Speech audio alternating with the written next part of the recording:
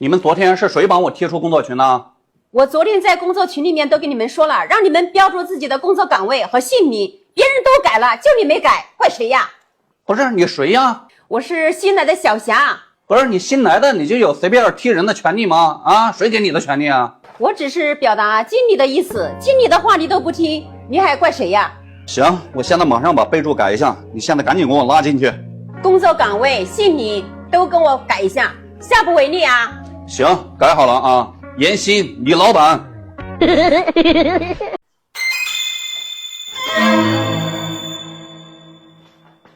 我说你干嘛呢？没干嘛呀？你没干嘛，你拿我钱干什么呀？我没拿你钱呀。不是，你还睁着眼睛说瞎话，我两个眼睛都看见你拿钱呢。谁能证明我能拿了你钱呢？你还要证明啊？那当然啦。不是，你是不是想吃免费的饭呀？我还吃免费的饭，谁给你证明的？好，那我今天就证明给你看看。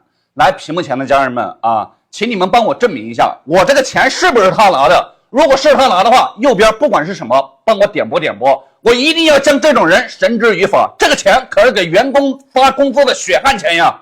那老板呢？就是他呢。机器坏了，我给他打了好多次电话，让他去修，他就不去修。不是咋，牛工，你咋不去修机器呢？老板，你得问他。咋回事？是这样的，老板，你看这几天这个扫地的扫不过来，是不是？我就把他安排过来，在这扫扫地，这也没什么呀。说的那么好听，你不就是让我到这边来给你的亲戚腾位置吗？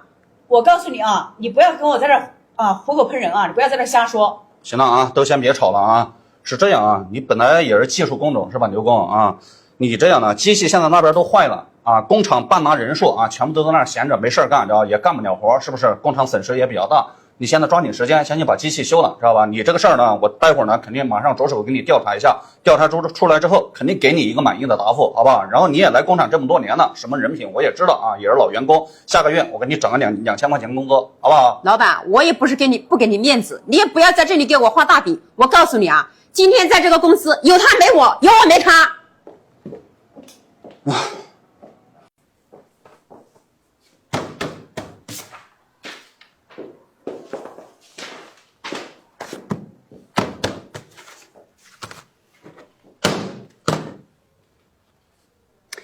刚已经给你盖好了，你干什么呀？这么烦人！哎，老板，怎么是你啊？怎么是我啊？我今天要不来，我能看到这么精彩的一幕吗？啊，你自己来看看啊，这盖的是什么呀？怎么是一张白纸呀，老板？是啊，一张白纸你就敢剁下去啊？啊，这要是别的东西呢啊，出什么责任呢啊？你负得起这个责任吗？不是，老板，这都是公司的人，能出什么事呀？是吧？我也看了一下啊，我发现你这章盖的挺溜刷的啊。也得亏我这么信任你啊，把这么重要的工作交给你啊，你就是这么回报我的呀啊？不是，我怎么知道你拿一张白纸过来呀？你怎么知道我拿白纸过来啊？我看了一下啊，就你这品行啊，你也不适合继续在这干了啊，回家收拾东西走吧。走就走，有什么了不起的？你好，先生，怎么了？请出示工牌。工牌是吧？对，不好意思啊，大哥啊，那个昨天可能闹办公室了，我去办公室给你拿过来，好吧？啊，那也不行，怎么了？因为工厂的老板规定啊，没有工牌，任何人都不让进去。任何人都不让进去，我去拿过来给你不就完了吗？那也不行，因为我们身为一帮保安啊，必须对工厂的财产、人身安全保障。不是，意思也就是我今天不带工牌，我进不去呗？是的，老板规定的，工厂有规定。不是，你是不是第一天上班啊？你不认识我？我今天第一天上班，确实不认识。确实不认识，那行吧，那你等一会儿，我打个电话啊。好的。哎，你看他穿的那么光鲜亮丽，要么就是我们的大老板，要么就是我们的公司的大客户。沟通就行，好吧？行，谢谢严总。行，没事，下去吧。这怎么一天天的尽是小广告啊？哎，还不是广告，对不起，刚才把你车给擦了，我去，擦哪儿了？它挂这么长一条，这底漆都漏了。这个钣金啊，电话135-2764。喂，你好。喂，你好。不是，刚才你把我车给擦了呀？啊，是的，你是那黑色的车主吗？是啊，那你现在在哪儿呢？我现在在那个附近，你是不是在你的车的旁边呀？我肯定在我车这边啊，不然怎么给你打电话？那你赶紧过来一下，看怎么解决吧。好，那你等我一下，好吧？啊，你赶紧的吧。哎，张总，刚才给你发了几张照片啊，对，你看一下那几个地方维修得多少钱？是我看有一长条是估计底漆上了得钣金，其他的地方擦了，估计抛光应该就可以。2800，这么贵呀？行了行，我知道了，那抽时间我再过来吧。啊，好。车修个2800。啊，你好。是你把我车擦了？啊，是的。不是我车停在停车位里，你怎么把它给擦了呢？我现在就是着急，然后我就把你车给撞了。不是，那你看怎么解决吧？那要不我把这个钱全部赔给你了啊！这多少钱呀？这？你看我身上就是这么多钱呢。这就100多啊！我刚才特意打电话问了啊，这修完 4S 店得2800了，你这100多的够干嘛的呀？没办法呀，因为我现在身上只有这么多钱呢。只有这么多钱，那你还不骑车小心点是不是？那谁让你这么着急忙慌的呀？我就是一个一起送外卖的，然后就是在那个路上，然后被那个3轮车给撞了。啥意思？就是被那个你朋友被3轮车给撞了，骑那个也是送外卖的。你不是说开玩笑的吧？在这儿跟我讲故事，不想赔我车钱吧？啊！我哪里跟你讲故事啊？你看他的那个住院费还在这儿呢。咋个骑外卖的车怎么还让一个老爷子的3轮车给撞了呢？李小凤，你朋友啊？左腿粉碎性骨折，住院费都交了8000多呀。这样，所以为啥说这厄运专找穷人掐呢？不是，那这事儿他家里人知道吗？他家里人不知道。不知道？那你家里人知道吗？你这么去喂他？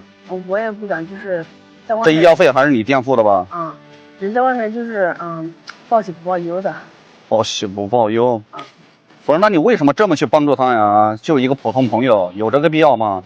有啊，因为他跟我从小一起长大的，他以前还帮过我。以前还帮过你是吧？行吧你刚才擦我车的时候，你人没事吧？我人这里就是这个地方擦破了点。擦破了点皮是吧？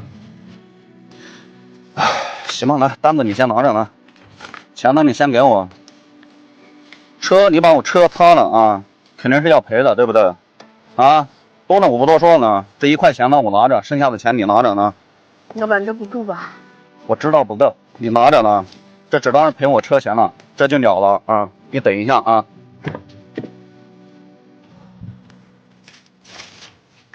这是2万块钱了，拿着。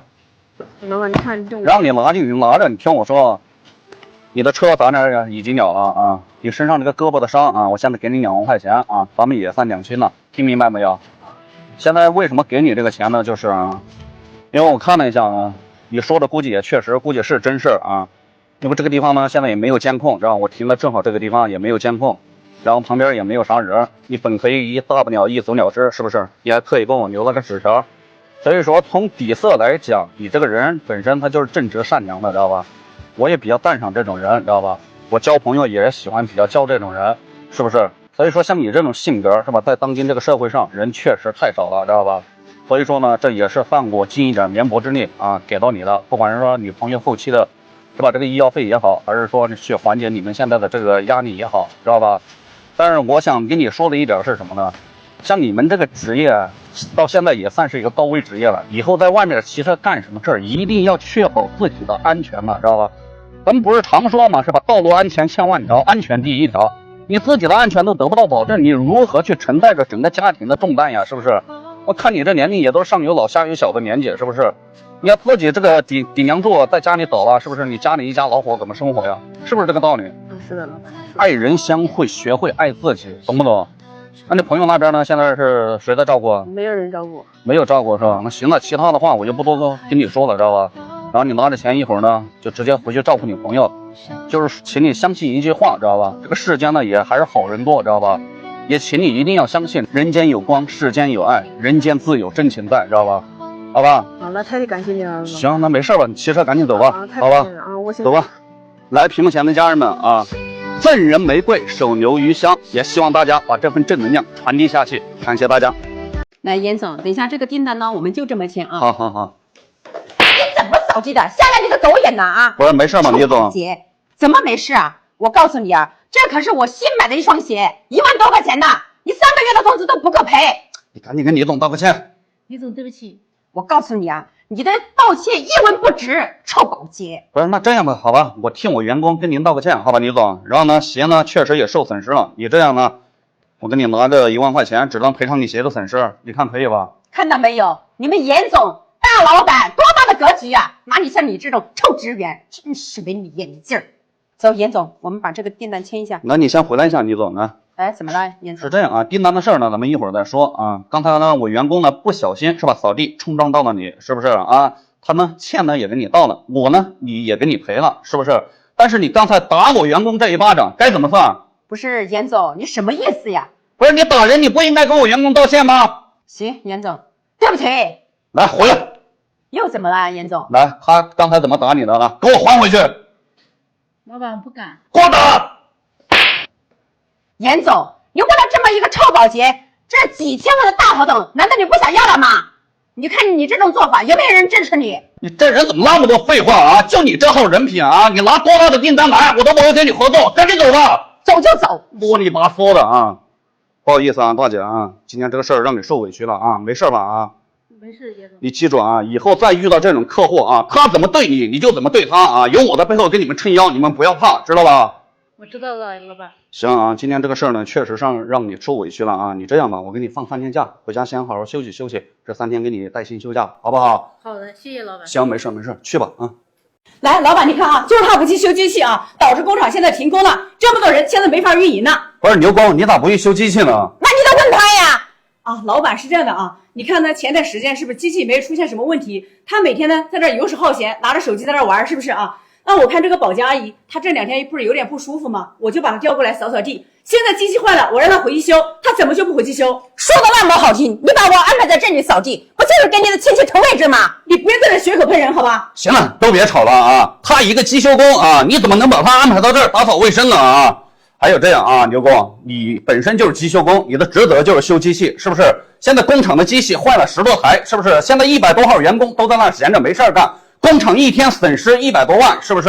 你这样呢，你先去把机器修了啊，然后呢，下个月工资呢，我给你上调8000。至于你刚才和主管说的这个事儿，我一会儿马上下去着手调查，好不好？老板，你也别说我不给你面子，你也别在这里给我画大饼。现在这个工厂有我没他，有他没我。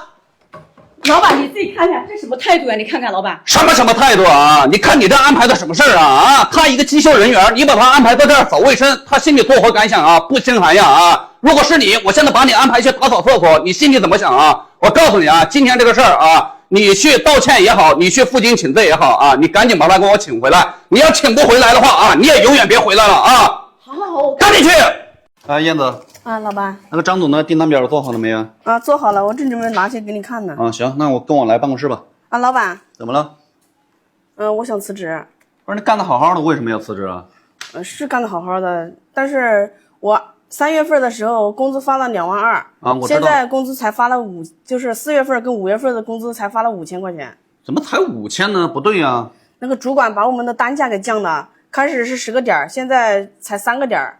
把单价给降了，啊，不应该呀，是不是？像你们是吧，干这一份活是不是？那销售业务提成了，只有上涨的空间，那从来没有说往下降过呀。你包括工厂那边的是吧？这个机件工是不是也从来也只有涨单价的，也没有说降单价的呀？他是给我们降的，要不然的话我怎么可能辞职呢？你看我上有老下有小的，我还有2个孩子要养，我全家都指望我的这份工作呢。行，你在这儿也干了这好几年了啊！你这样呢，我也大概情况知道，我先把那个主管叫过来一下，好吧？我问一下看到底具体怎么个情况，好吧？你也先别提辞职的事儿，是不是？你现在找工作也难。喂，哎，牛主管，啊，你到那个会客厅这边来一下。好，行，一会儿就过来了。哎，老板，你找我呀？是啊，我问你啊，燕子说你把他2个月的单价给降了。哦，你说这个事啊？工资少了3/4呢都。哎呀，老板，你看3月份的时候，他1个月的工资2万2，比我这个主管的工资还要高，我才1万呢，是不是，老板？那我不降他的单价，那降谁的呀？搞了半天你是羡慕嫉妒恨呀？啊，你降他单价，你凭什么降他单价呀？啊，人家天天出去跑业务，天天对接啊，你看皮肤晒得跟什么似的？来，你自己看看你皮肤，在办公室天天溜光水滑的啊，空调开着。啊，老板，我是天生白皮肤啊，你还天生丽质呢，是吧？那你出去跑晒晒试试啊？那谁生下来不是天生丽质啊？你天天顶着40度大太阳出去跑跑试试啊，舒服惯了在办公室啊，只知道在办公室研究，就是不刻意决定人家的这那啊，把人家真正干实事干活的人啊委屈成什么样了啊？你把人家这工资降5000啊，人家没有一家老小要养啊，上有老下有小啊。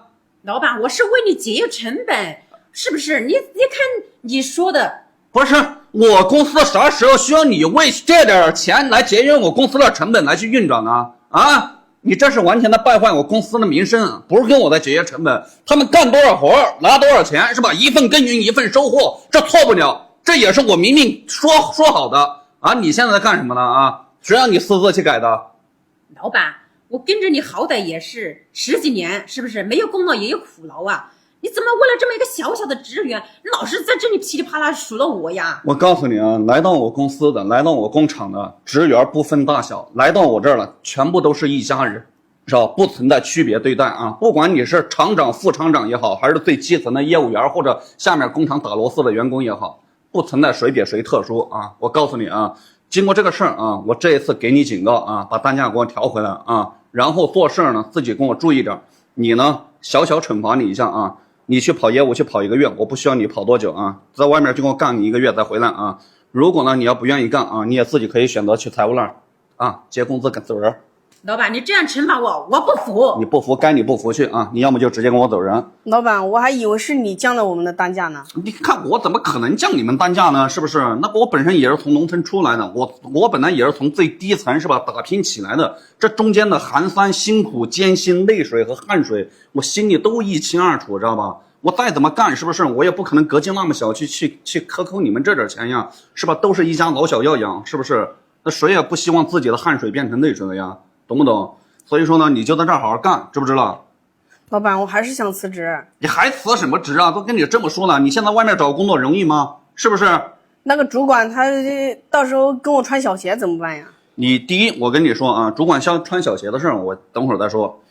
你要明白啊，你现在从这儿辞职了啊，不是说你去到任何另外一个地方你就都能拿2、3万的工资，是我的平台，是我公司的订单和客户成就了你再去做这件事儿，导致你有这么高的提成，所以一定要认识到自己的一个位置，知道吧？这是第一点，知道吧？你去到别的平台刚去，人家可能给你公司可能给你业务，给你资源，给你这个订单吗？不可能吧？你可能还是从最基础做起，3、4千块钱1个月，是不是？你现在在这儿稳定干着，你1个月2、3万。啊，你怎么想的？是不是？那第二个，你担心的这个问题啊，你可以把心放在肚子里。我刚才说了，已经把他降职，出去跑1个月业务了啊。他如果不服啊，好吧，那可以直接收着铺盖卷走人。他如果去跑，那就1个月看他好好表现。他如果表现不好，到时候正常该走人还得走人，懂不懂？啊，懂了。行，所以说在这儿好好干啊，心里别心无旁贷的啊，就不要想其他的太多，知不知道？好，谢谢老板。行，跟我来办公室吧，来。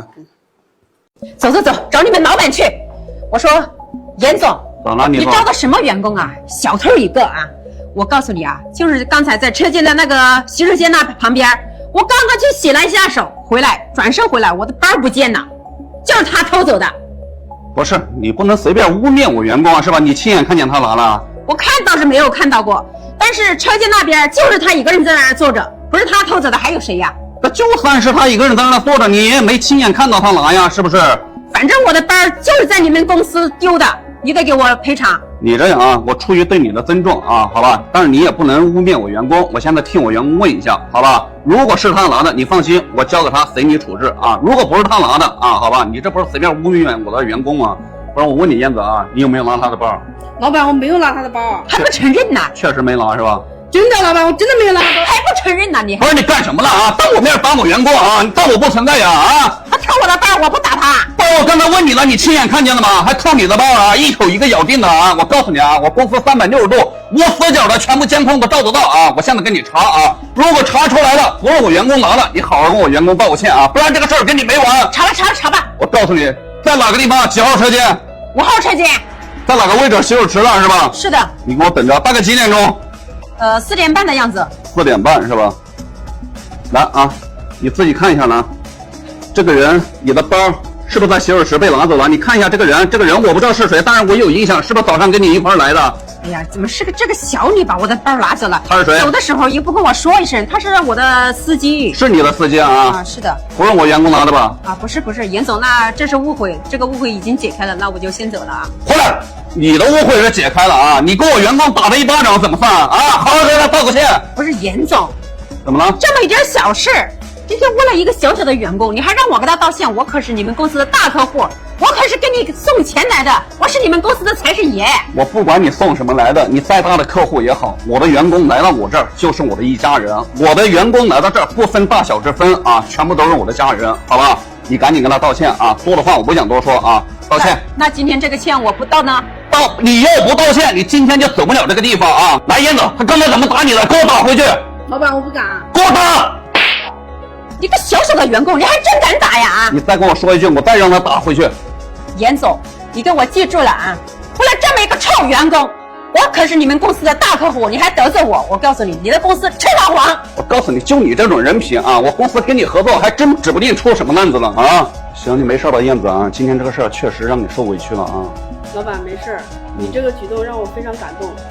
我有你这样的老板特别幸运，我会代替全体的员工谢谢你。没事啊，你也不要紧张啊。但是今天这个事儿呢，确实让你受委屈了。反正在这儿好好工作，作为老板，我肯定给你们撑腰，知道吧？如果你们在这儿干工作，是不是我连你们的基本尊严都维护不了？是不是？我这个老板当的也不称职。你这样呢，我也怕你心情不好，我直接给你放3天假，这3天你都不用来，好吧？然后呢，工资我照常给你发，下个月干得好，我再给你往上提工资，好不好？好，谢谢老板。行，那先回去休息休息，好吧？行，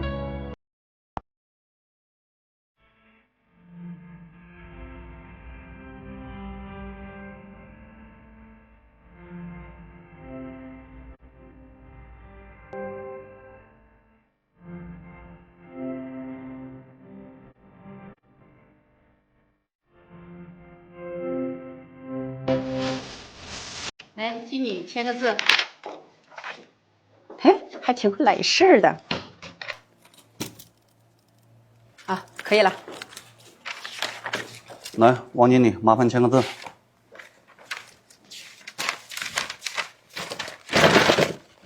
签不了，拿走。不是怎么签不了？是资料不齐全还是怎么了？当然是资料不齐全呀。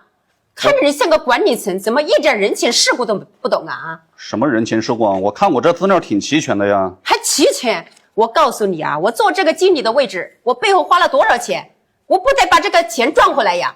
不是，你是不是今天第一天来上班啊？怎么啦？我告诉你啊，你下午不用来了。那老板呢？就是他呢，不去修机器，导致工厂现在停工了，100多号人都没法运营呢。不是牛工，你咋不去修机器了啊？老板，你得问他咋回事？是这样的，老板娘，前几天啊，你看他在工厂是不是也没啥事做，每天游手好闲，翘着二郎腿在那啊。我看这的李阿姨，她那前2天不是请假回去了吗？这办公室没有人打扫，我就把她调过来打扫一下，是不是？现在机器坏了，我打电话让她回去修，她怎么就不回去修？别把话说的那么好听，让我到这边来做卫生，不就是给你的亲戚腾位置吗？我告诉你，你不要在这给我血狗喷人。行了啊，你们俩先别吵了啊！他一个机修工，你怎么能调他到这儿来是吧？这个扫卫生呢啊！还有啊，牛工，你记住，你这个机修工的职责是吧？就是修机器。那工厂的设备坏了，是不是？那该你修。你现在工厂设备差不多有10几台都在那儿瘫痪着，工厂有100多号人是吧？都在那儿闲着。现在工厂一天损失100-200万呀，你想想是不是？你这样呢，你现在赶紧先去把机器修了，好吧？下个月工资我给你上调8000，好吧？然后至于你们跟主管刚才说的这个事儿，我待会儿下去马上着手调查，如果属实的话，我一定还你一个公道，好不好？老板，我也不是不给你面子，你也别在这里给我画大饼。现在这个工厂有他没我，有我没他。老板，你自己看一下，这什么态度呀？这什么态度啊？人一个机修人员，你怎么把他搞到这儿来扫卫生呢啊？他越清闲，那证明工厂的机器设备维护的越好，是吧？工厂的后方是没有问题的，正常能生产，是不是？你现在把他搞到这儿来扫卫生，是不是？那他心里作何感想啊？是不是？我现在把你搞到去打扫厕所，你心里怎么想啊？我告诉你啊，今天这个事儿啊，你赶紧。你去道歉也好啊，你去负荆请罪也好，你赶紧把他给我请回来啊！请不回来的话啊，你也别回来了，听见没有？赶紧去啊！哎，丽姐，你怎么拿公司这什么塑料瓶子、废纸壳子啊？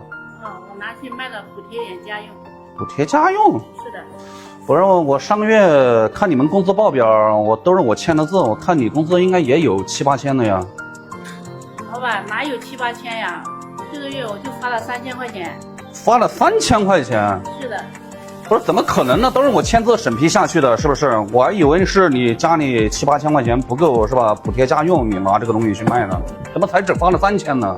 来了4个月了，都是3000块钱。你工资不是直接打到工资卡上吗？没有，工资是我老乡给我发的现金。你老乡给你发的现金？是的。你老乡是谁呀？就是我们那个线上的那个主管，王主管。王主管是吧？你没有卡，没给你办卡？他当时没给我办。没个，那等于说你的工资就是他帮你领的，然后他发现金给你，是的，就发了3000块钱。是的，那不对呀，每个月有7、8千，他怎么着？就算没有办卡发现金，他也正常应该发你7、8千，怎么才发3000呢？说我的工资就3000块钱呀。行，你别着急啊，这一份耕耘一份收获，是不是啊？我给他打个电话，我把他叫过来问一下怎么回事啊。喂，王主管，啊，你现在立刻到这个公司大厅这边来一下。对。先打完电话了，一会儿就过来了啊。这也不对呀，是不是？哎，老板是找我呀？是找你有点事儿啊。这个丽姐她说跟你是老乡，然后说每个月工资就只发了3000块钱，是怎么回事？老板说这个事啊，他是我老乡，他以前在家里面养个鸡鸡死，养个鸭鸭死，养什么都死。所以呢1年到头也挣不了几个钱。我看着他在家里面可怜是吧，就把他带出来。然后这不是一个月有6、7千块钱嘛，是吧？我看着他工资也挺高的，那不得孝敬我一下呀。所以呢，他每个月就给我就拿出来几千块钱孝敬我。不是，我看你说这话，你还说的挺平淡的啊！你是他爹还是他妈呀？啊，他凭什么孝敬你呀？再说孝敬你，你经过别人同意了吗？啊，你同意把多的钱给他的，说好了的。老板，你这个话可怎么说的呀？在家里面。她的公公婆婆还有包括她的老公都说好的，还说好了。我告诉你啊，在别的地儿我管不着，他如果不是我工厂的员工啊，我也管不着，我手伸不到那么远。他既然来到我工厂啊，就是我工厂的一份子，他就是我的家人。别人一份耕耘一份收获啊，你凭什么去磨别人的工资啊？克扣别人的工资啊？那不是我不把他带出来，他不是1分钱都想不到吗？你带出来是别人是会感激你，是不是啊？请你吃顿饭，是不是？然后回老家了，是吧？他在家里老家那儿一说，是不是？你父老乡亲们他也都会念你的好，认为你这个人品不错啊，竖个大拇指，对不对？但是你现在这么做，你完全这个性质就变了啊！人家会背后怎么说你啊？你自己不怕别人戳你脊梁骨啊？哎呀，老板说了这么一大堆，你就这么为了一个农村人，是不是？还这样数落我，这样一个大主管。你工厂的100多号人都是我给你带出来的，你看我每年给你创造了多少业绩啊？我先不说你创造多少业绩，就凭你刚才老一口一个农村人啊，你这思想就不对啊！农村人怎么了啊？你往上数3代，谁家不是农村人？你回家去问一下你爷爷来了啊！如果没有他们农村人，你吃的喝的从哪儿来？没有他们农村人，你住的房子从哪儿来？没有他们农村人啊，哪来的这个城市的喧嚣繁华？也都是他们在背后的付出的汗水啊！你搞明白没有？你还在那儿自以为你是个成年人，你已经了不起了啊！你成年人怎么了啊？我告诉你啊，就你刚才这个品行啊，我限你啊，下班之前把他这3、4个月的工资啊扣完了啊，给他归还到位啊，好吧？这个事儿我就既往不咎了啊。如果不归还到位啊，你直接跟我台湾那儿领工资啊，直接跟我走，这个月工资你也别想要了，年终奖你也别想要了。这个钱我早就花光了，我肯定是还不上。我再说了啊，老板，如果有一个人支持他，我把这个钱还给他，那我10倍奉还，而且还自扇耳光10下。但是没有人支持他的话，你就看着办。不是，我这发现你这人怎么是良心是被猪油蒙了心吗？啊，油盐不进。我告诉你啊，支不支持不是你说了算啊！我相信人在做，天在看啊，公道自在人心。我也相信群众的眼睛也一定是雪亮的。来，我告诉你，来刷到视频的朋友啊，你们支持我开除这种嚣张又跋扈、欺软又怕硬的种吗？如果支持的话，右边不管是什么，帮我点播，谢谢大家，好人一生平安。来，你姐呢？你把这个钱拿着，你爷手续费不是还差1万多吗？这里面有2万块钱，你拿着这个钱，赶紧给你爷爷去交手续费，好吧？好的，老板。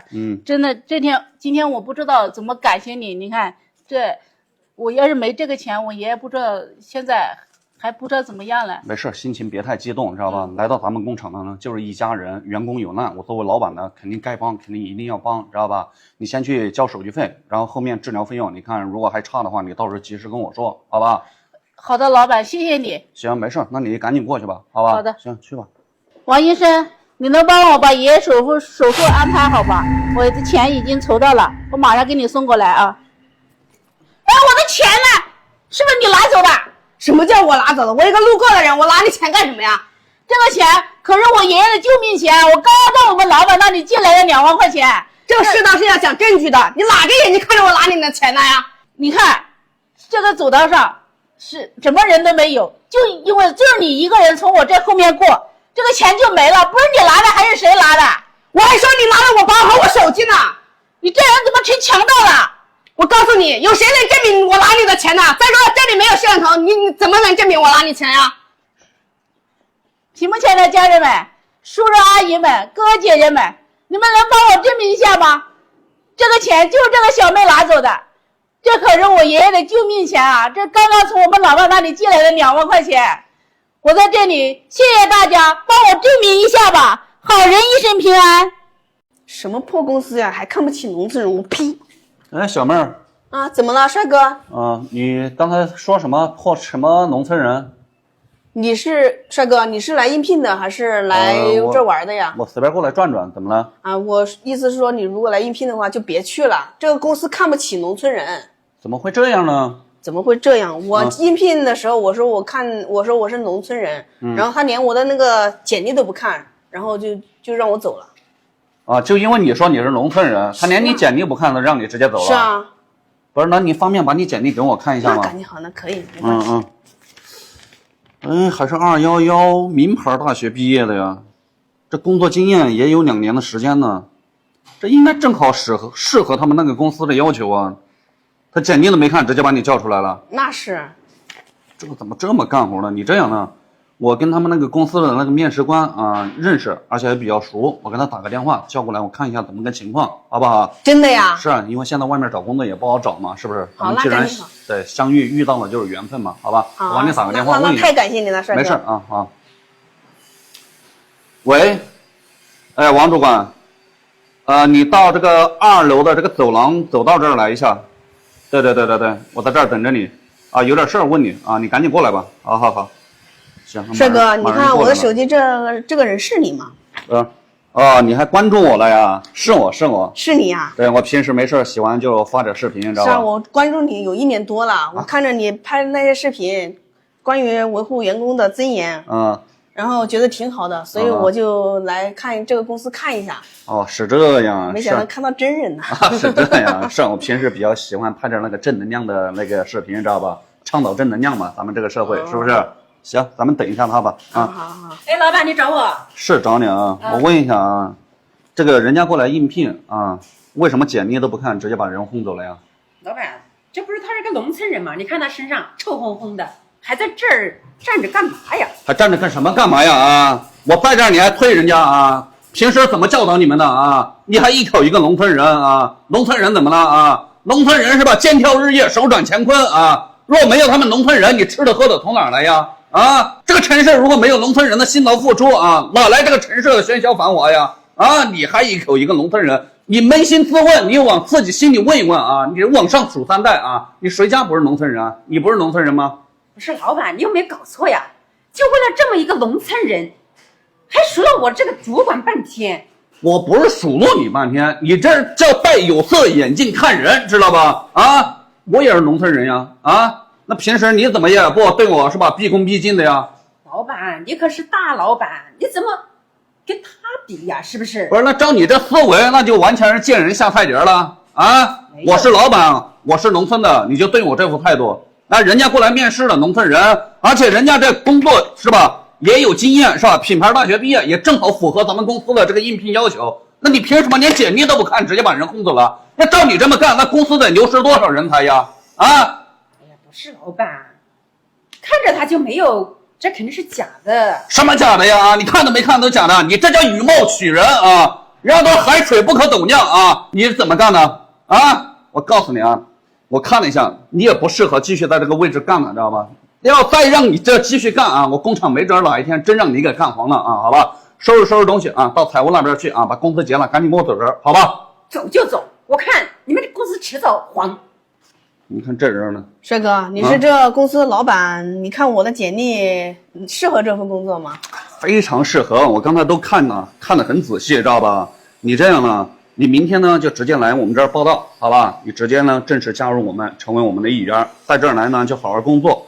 其实我们的视频里面呢，跟我们工厂里面呢基本上都是一致的。来到这儿，我们肯定也都会把你当做一家人，好好去做，知道吧？好了，太好了，我来了这个城市，把路费都花完了。没事，那你这样吧，你到我办公室去喝点茶，我先给你预支1000块钱，好吧？你先够自己的生活，好不好？啊，好，那走，往往前面走，走。你哪个部门的？上班时间还玩手机？哦，我是那个送吃什么呀啊？一个月工资多少钱7000，怎么了？ 7000，这么多的工资还在这玩手机？财务赶紧过来，经理，你找我干嘛？去拿8000块钱给他。拿8000块钱给他？是啊，赶紧去。他是那个他什么呀？赶紧去，叫你去拿，赶紧去呀！还磨蹭什么呀？好吧。上班时间不像上班的样子，还在这玩手机，真是。经理，给他不是给我。经理，你确定这个钱给他吗？废话真多，赶紧给他。这给我的呀？给你，明天不用来上班了，赶紧走。等一下，这个事我直接跟老板说就行了，这个不用你操心。哎，刚才怎么走了个人，手上拿那么多钱啊？什么情况？老板，那个小女孩顺着我们公司来起快件的，是起快件了，你怎么不早说呀？你也没让我说呀。不是，你把公司的钱给取快进了，我看都差不多有1万呢，你还不赶紧去追，还在那望去？站住！怎么了？是不是新来的？不是，你管我是不是新来的？我还没注意啊！你上班时间你翘着个2蹬腿放桌子上，成何体统啊？是不是住海边的？管这么宽？不是管这么宽，你这样有损公司形象。要是一会儿来个大客户，是不是看到你这种形象，还有情愿跟我们公司合作吗？有客户不知道的去别的地方谈呀，还跑到这边来，我可是有话语权的。你什么话语权呀？啊，我还没见过你啊，这么嚣张，还这么嚣张！我告诉你，我是这里的新经理。现在马上到饭点了，到下面去给我打一份龙虾饭上来，只要龙虾不要饭，快点！不是你打饭你自己没长腿呀？啊，还要我跟你打啊？你好大的面子！我说你怎么说话的啊？你相不相信？我分分钟把你开掉！还你分分钟把我开掉啊？看你这说话的语气怎么着啊？你在这儿有后台呀？啊，我肯定有后台呀！我说出来我吓死你！来，你说出来吓吓我来。我的厂长表姐，这里的2把手，知不知道？除了老板就是他，老板还要对他敬3分的。厂长表姐，怎么啦？王厂长是吧？对呀。啊，是你表姐？你还真是。我说这么嚣张了，原来还真是走后门进来的。我说出差这么长时间啊，没见过你了啊。会不会说话？什么叫走后门的？我是堂堂正正走大门进来的。啊，我不跟你多说了，来，你把你表姐喊过来，来，我看到底开除谁啊？还分分钟把我开除掉。说话真是没有一点人情啊！啊，我怎么着？我打电话就打电话，马上叫他过来啊！赶紧叫过来啊！马上打电话叫他把你开除掉。我表姐，这里有一个陌生男的，他说话挺冲的，你赶紧过来把他开除掉。对，快点啊，麻溜的。真是没有一点眼力劲儿。哎，谁呀？哎，老板，怎么是你回来了呀？啊，我回来了啊！我要不回来，我能看到这么优秀的员工吗？啊，她是你表妹啊？啊，她是我表妹，这怎么了？中间有什么误会吗？还什么误会啊？上班时间啊，不工作玩手机就罢了，还把个脚翘在这个桌子上啊，这成何体统啊？客户来了，看到怎么回事啊？还有啊，我刚回来出差啊，他让我去跟他打饭啊，他好大的面子，好大的官威啊！不是，老板，你消气，你别发火啊！你看，就翘一下腿吧，是不是啊？再说了，他可能不知道你是老板。对呀，是的，他叫员工跟他们打饭，他作为一个管理打饭，那不是很正常？不是，我发现啊，你们还真不是一家人不进一家门啊！我告诉你啊，我这庙小啊，容不下你，就你这种品格的人啊，我公司肯定是不会用你的，哪儿来的给我走哪儿去！不是，老板，就为这么一点小事，你至于吗？你还开除他，是不是啊？不是，我至不至于怎么了啊？你再说2句，我连你也一起开除。不是，就为这点事你要开除我们2个啊？是啊，我跟你说，我跟了你这么多年，你这样开除我，我不服，我也不服。如果有一个人支持你开除我们2个哈，我们2个马上就走。就是，那你就等着走吧。我告诉你啊，支不支持不是你们俩说了算啊！我相信人在做，天在看，公道自在人心。我相信这件事情啊，群众的眼睛也一定都是雪亮的啊！你看评论区有没有人支持我？你们俩就等着被开除吧。走，等着你请我们回来吧。走。早上好，老板。哎，你好，小妹儿。哎，等一下，干嘛？你怎么没带工牌啊？还带工牌儿？有没有搞笑吧？这个工牌儿可是你们这种下等人看门狗带的，知不知道啊？不管我们是下的人还是怎么的，反正你没带工牌，今儿不让进，这是公司的规定。规定什么呀？规定就是针对你们这种下的人规定的。我是堂堂一个大经理，还规定要我，有没有搞错呀？哎，等一下，就算有老板从这里过也带工牌，你是新来的怎么了？你是新来的也带工牌啊？什么叫新来的？我可是这里的经理，你有没有搞错呀？啊，说个话都不知道怎么说，还不知道巴结我，你想不想干？你相不相信？我立马分分钟把你开除掉，没有一点演艺劲儿。等一下，哎，不是美女，怎么了？老家问一下，你是这个工厂的员工吗？我当然是啦，是吧？有没有搞笑啊？我不是来上班的，我还难道是来玩的？啊，不是，我没有这个意思，我是说以前可能没见过你啊。但是你要是这个工厂的员工是吧？你要遵守这个工厂的规章制度是吧？人家都带工牌，是不是？你为啥不带呢？带工牌只有像你们这种下等人带，我堂堂一个经理还让我带工牌啊，别人都是下等人啊，就是你是高高在上啊。那当然啦，搞了半天可能是有后台啊，说话这么嚣张。那肯定是有后台呀。后台是谁呀？我说出来我怕吓死你。来，你告诉我，吓吓我。这里的厂长二把手李强，你知不知道啊？哦，李厂长，你跟他啥关系啊？他是我的大表哥。表哥呀？怎么啦？那搞班，你来上多长时间班了？我问一下你。我上了有1个星期了。1个星期啊？怎么啦？不是，那看来估计就是走后门进来的吧？你会不会说话？我还走后门？像我这样的大文凭进来，我还要走后门？我堂堂正正的走正门进来的。我告诉你啊，我不管你是走正门还是走后门进来的啊，佩戴工牌是这个工厂的规章制度啊，任何人都得遵守这个规章制度啊。你既然说是新上任的经理，你作为领导层，你理应佩戴工牌，起到一个带头表率作用，你为啥不戴呀？啊，我就不戴，咋的啦？你以为你是谁呀？我是谁？你知道他是谁吗？他是谁呀？他是我们这个工厂的老板。怎么了？你看啥呀？哟，你还真是这里的老板呀！刚才还不认识你，多有得罪，你不要放在心上，开个玩笑。还开个玩笑啊！刚才不认识我啊，就对我吆五喝六的啊，嚣张跋扈的啊！现在知道我是老板了啊，就这么卑躬屈膝的啊，委曲求全啊！哎呀，这不是刚才不知道你是这里的老板吗？还不知道啊？我看你这翻脸比翻书都快啊！我告诉你啊，我工厂这么多员工啊，大部分都是农村来的啊，而且都是踏实本分的人啊。就你这号人，如果进到我工厂来，指不定把我工厂员工欺负成什么样了。我出差了半个月，就进了你们这一号人啊！告诉你，这事儿不光你没完啊，待会儿还跟你表哥没完。我告诉你啊，跟你说一句啊，任何职业它都是不分高低贵贱的，只有人品才分3、6、9等。人保安怎么了？你还一口一个下等人啊！保安保护公司的平安啊！没有他们保安小妹儿，何来公司的安全感啊？我问你。我再告诉你一句话啊，奉劝你啊，天狂必有雨，人狂必有祸。我告诉你啊，你今天的职位是做到头了啊，我这庙小容不下你啊，你德不配位，哪儿来的赶紧给我走哪儿去啊！走就走，你这种破公司我还不稀罕呢。你还不稀罕这么嚣张跋扈的人呢？没事，小妹儿啊，今天这个事儿呢，你做的非常对，知道吧？我给你点个赞，知道吧？以后遇到这种人，你不要怕他，知道吧？要不畏强权，知道吧？所以说做好自己的本职工作就挺好啊，这一点我非常欣赏。你这样下个月呢，工资我给你提2000上来，好吧？好，谢谢老板。在这儿再接再厉，好好履行好自己的工作职责就行，好吧？好，行，那就先这样，我过去了啊。好，老板慢走。表姐走。王工，你这个组长的位置被撤了，赶紧到仓库去发货去。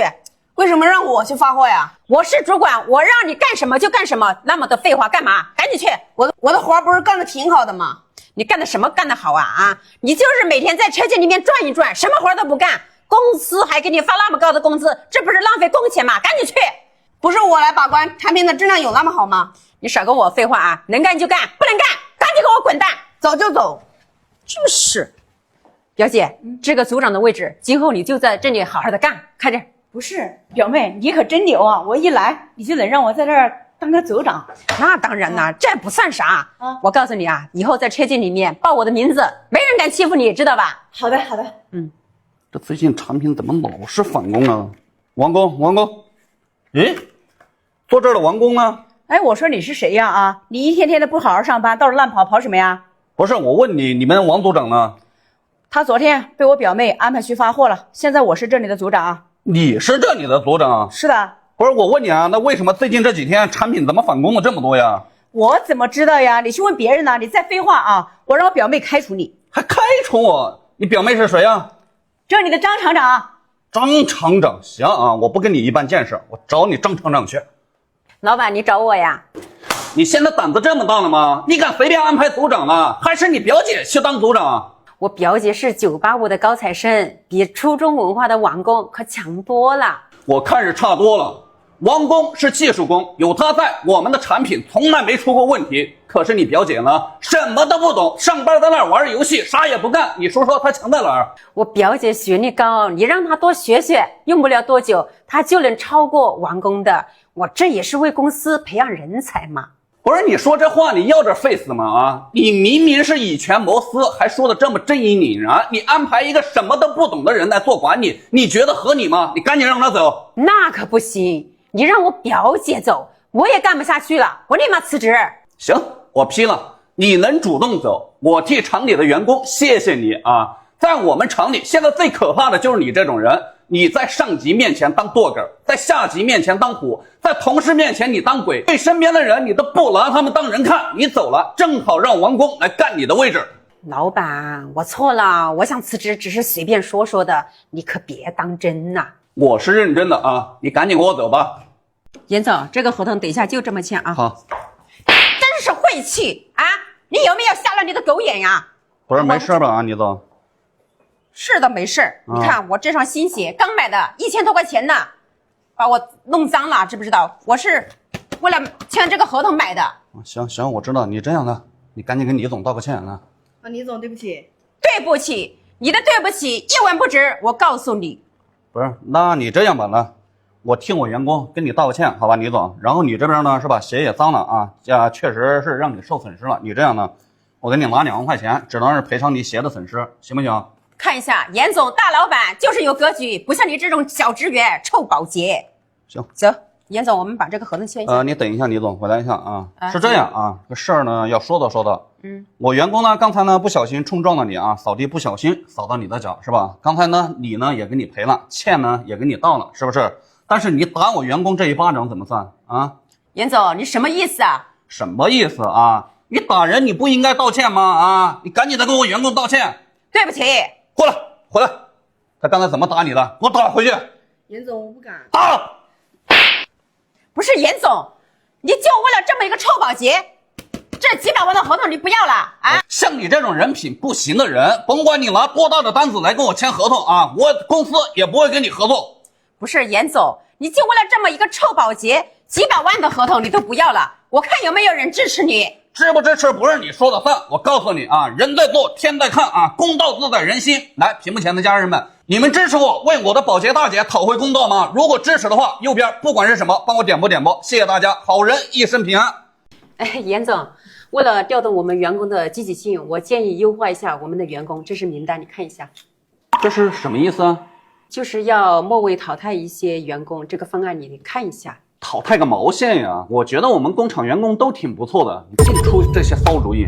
哎呀，严总，我在大公司干过，我觉得有这个必要。我跟你说，开除100个员工，还不如开除你这个无能的主管。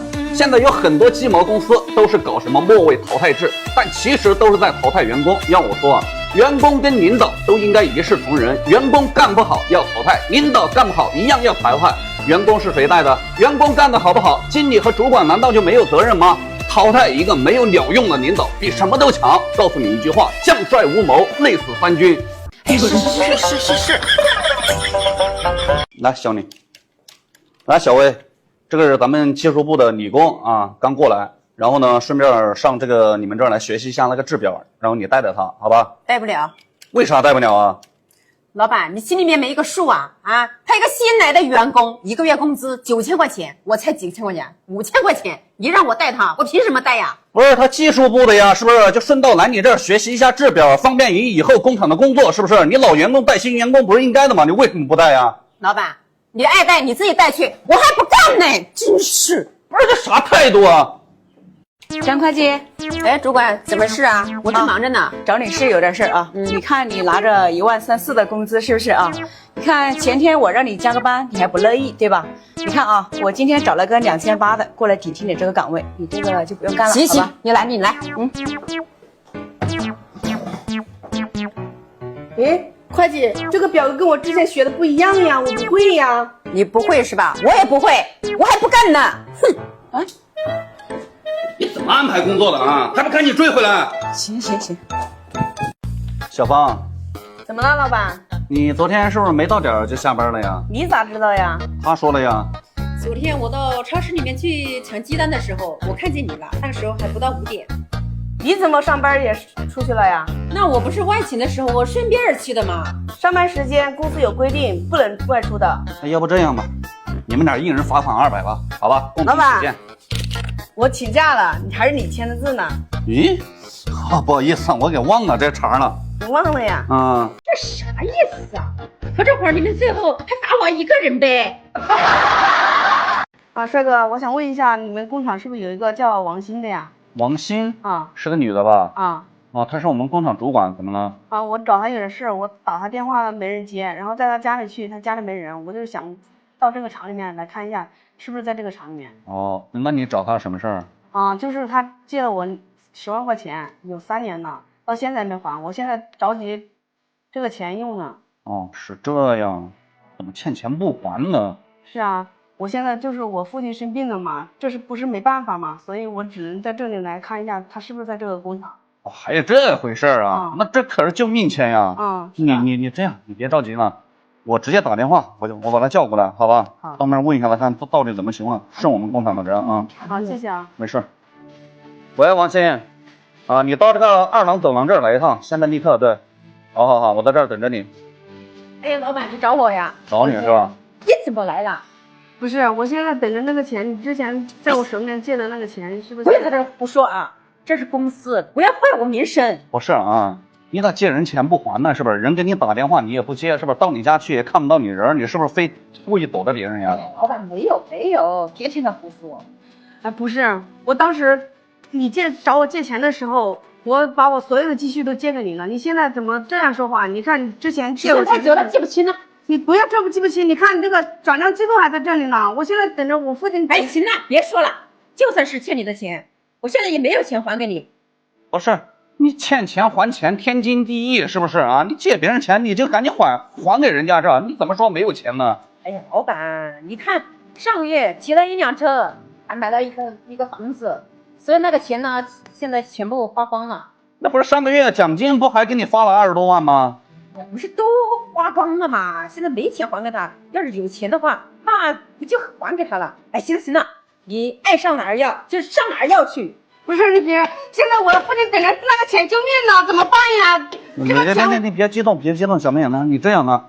他毕竟也是我们工厂的人，好吧？你这样，我先带你到我们财务那儿去啊，我公司有名义啊，好吧？先把这10万块钱给你，好不好？剩下的事儿我到时候再跟他去切磋，好不好？你先别着急，把这个钱呢先拿回去，给你老父亲先去治病，好不好？好，谢谢你了。行，没事，走。老板，你怎么帮我把钱都还上了？你不是现在没钱吗？没有关系啊，你什么时候有钱了，什么时候还我。当然啊，你也可以选择换个工作，继续躲债。不，老板，我哪儿敢呢？以后这个钱你每个月从我公司里面扣就行了。王鑫，你说你有困难，人家2话不说，倾囊相助，而你呢，有钱买车买房啊，没钱还债。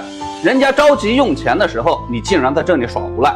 咱们为人处事啊，不要想着去欺骗谁、算计谁。谋事在人，成事在天。精明比不过厚道，圆滑比不过善良。做人呢，缺什么都不能缺德，丢什么都不能丢了良心。你记住，同甘共苦的姐妹千万不要犯忌，血浓于水的亲情别忘记，雪中送炭的朋友你别辜负。人过留名，雁过留声，一定要心怀善意，行得正，咱们才能站得直。